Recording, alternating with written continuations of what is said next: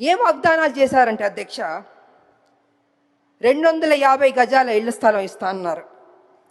ఆ ఇళ్ల స్థలంలో ఇల్లు కట్టుకోవడానికి 5 లక్షలు ఇస్తా అన్నారు.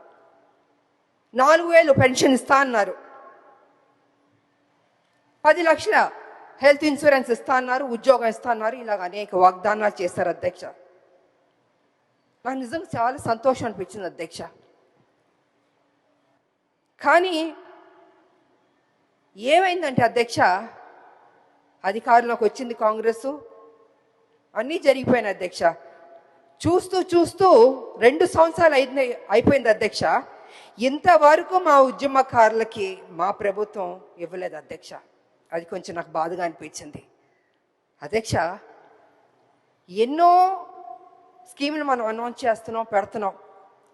మా ఉద్యమకారులకు ఫస్ట్ ప్రయారిటీ ఇచ్చి చేస్తుంటే, ఏదైతే మనం కదా చెప్పాం ఉద్యమకారులకి ఇల్లు ఇస్తా అన్నాం, పెన్షన్ ఇస్తా అన్నాం, ఆరోగ్యం గురించి హెల్త్ ఇన్సూరెన్స్ ఇస్తా అన్నాం, ఉద్యోగం ఇస్తా అన్నాం, ఇలా అన్నీ మనమే చెప్పాం కదా అధ్యక్ష.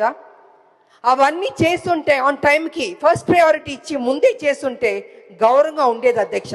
ఇవాళ పరిస్థితి ఏమైందంటే అధ్యక్ష, ఉద్యమకారులు అడుగుతున్నారు, అయ్యా మీరు కదా మాకు ప్రామిస్ చేశారు, ఏమైంది అని వాళ్ళు చాలా గౌరవంగా మర్యాదగా ప్లీజింగ్గా అడిగారు అధ్యక్ష. కానీ నాకు తెలియదు అధ్యక్ష, ఎందుకు డిలే అయిందో నాకు తెలియదు అధ్యక్ష. ఇవాళ కమిటీ వేస్తానని కూడా అని చెప్పారు.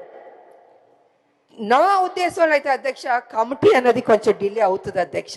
ఇప్పటికే 2 ఏళ్ళు అయిపోయింది, 2 ఏళ్ళు పైన అయిపోయింది మా ప్రభుత్వం వచ్చి, కాంగ్రెస్ ప్రభుత్వం. తొందరగా వాళ్ళకి ఏం మనం వాగ్దానం చేస్తే బాగుంటుందని అధ్యక్ష.